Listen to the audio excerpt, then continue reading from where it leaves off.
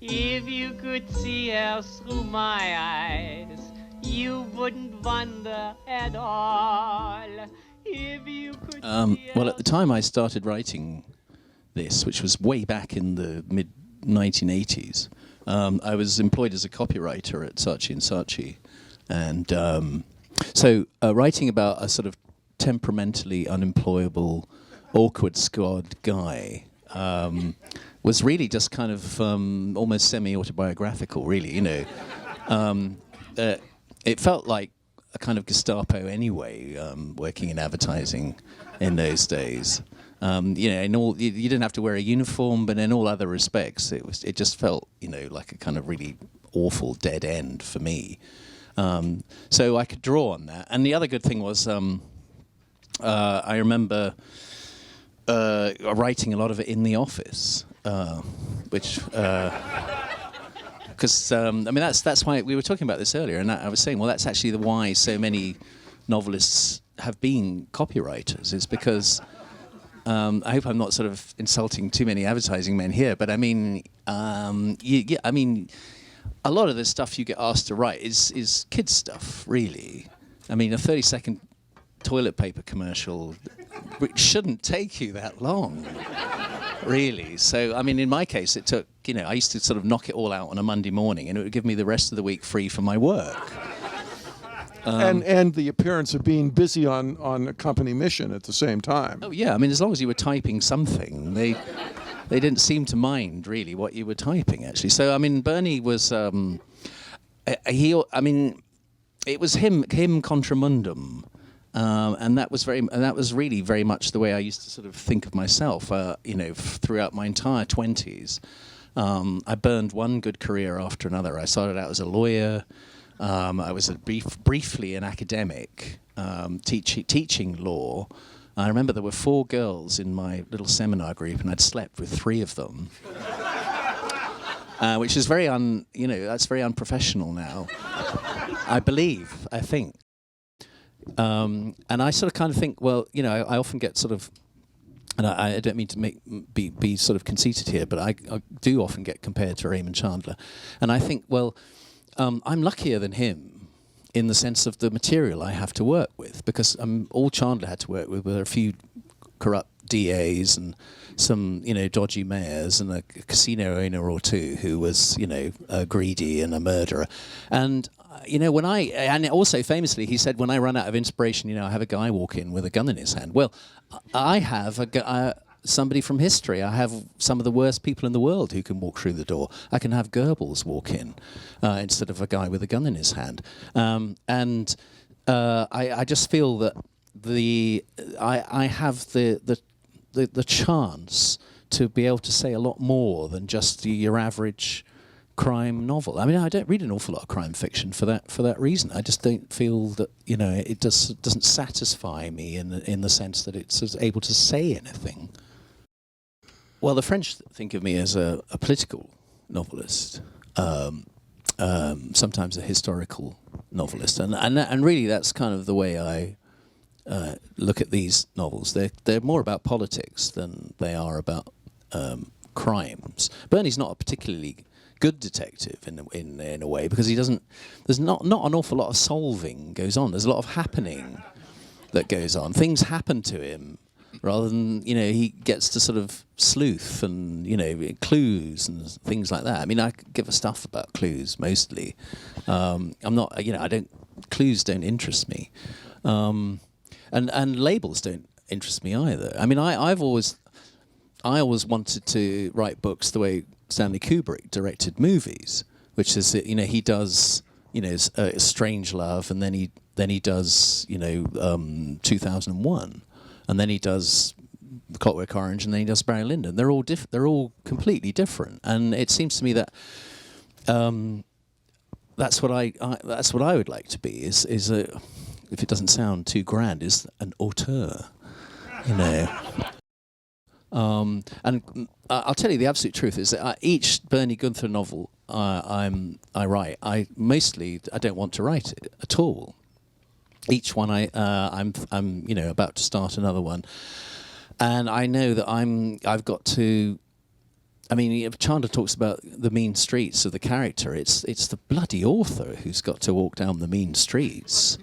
You know, because believe me, it's no picnic. You know, if you've got to go to Zagreb, hotels are not very good. And I'm facing the prospect of having to go to Kaliningrad this summer. And he's been to Kaliningrad, obviously. But really what happens is that I find one thing that awakens my sensibility to the whole idea. It's like history comes and says, I know, look, I know you're reluctant to sort of put this character's hat on again, because it is wearing, but it's all right. And the history comes and leads me by the hand to the story. And within usually a few weeks, I've sort of got in the groove and I'm back in and I'm feeling the interest again. And I'm excited about it. But each time, I ask myself, have I already written too many? And I think if you're any kind of... Thank you.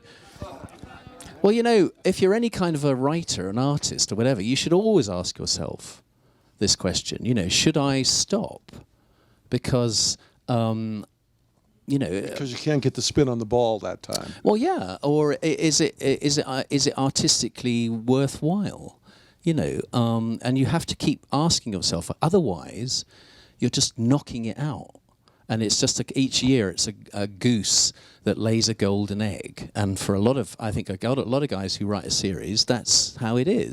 The travel that I undertake has more to do with what I'm writing, and consequently because I'm very much a writer who believes in, yes, doing the book research at home, but there's no substitute for actually tramping around streets and experiencing the city on foot. And I always say to anyone who's planning to write a book, walk the city. Never have a professional researcher, because they will always filter the information. And you have to encounter the experience, not just the facts, but the feeling as well. It's a bit Robert De Niro, this kind of method acting theory of how to write a book, but it does work. Because you get ideas and you get feelings and you get sensations, and they go in a book. And I'll give you... Yes, sir. Question is, are there any TV or movie shows planned about Bernie Gunther? And if so, or just hypothetically, who would you like to see play Bernie Gunther? Because this character has occurred over such a long period of time, it's changed every decade.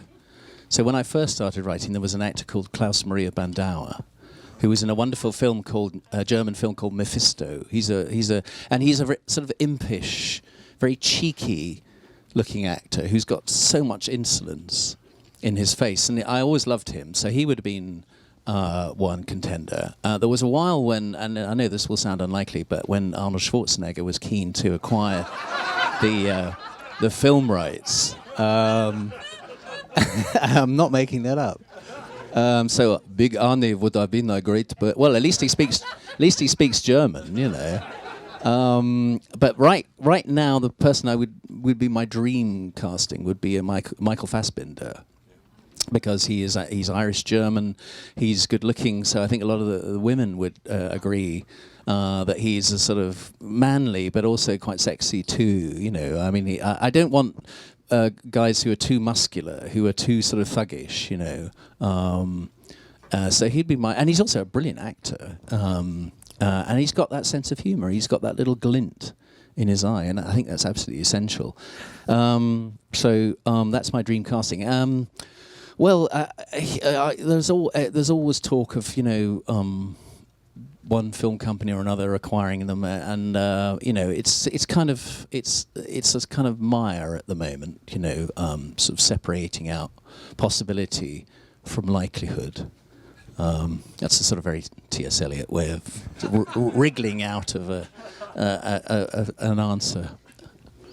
Yeah, in reading the Gunther books, I've always been struck by the texture that you are able to impart to the stories, especially in terms of the history and the detail. When I finish these books, I typically would like to find something that is in the category of notes or acknowledgments or something like that. And I have always been curious, at least in the editions that I've read, those things have never existed. And I would like to know something about your process in terms of getting the curveball research into the into the book the way you do, and also why you don't include it. Well, I sort of kind of think I do, actually, because at the end of every book, what I do is I put in something that I call the author's note. And in this one, for instance, I mention the characters and what happened to them. But I don't put notes in because actually I don't want people nicking my stuff. I worked damn hard to get some of this, and I know for a fact that there are people who read my stuff and write other books about the Nazis and sort of think, oh, well, I'll just use that. So what I do now is very occasionally I put something in that's not true. I mean, if you've ever seen Cabaret and you've seen Joel Grey play the MC, and to my mind, one of the moments of absolute genius in cinema is when he sings, "If you could see her through my eyes," and then you'll remember the last line, which is staggeringly sharp and brittle. I mean, the wit in that is so sharp you could cut yourself with it, and that's a very typical German Berlin sense of humour. The great thing about Berliners, of course, is that they don't really feel like Germans anyway. Oh, I understand your objection. I grant you the problem's not small, but if you could see her through my eyes, she wouldn't look Jewish at all.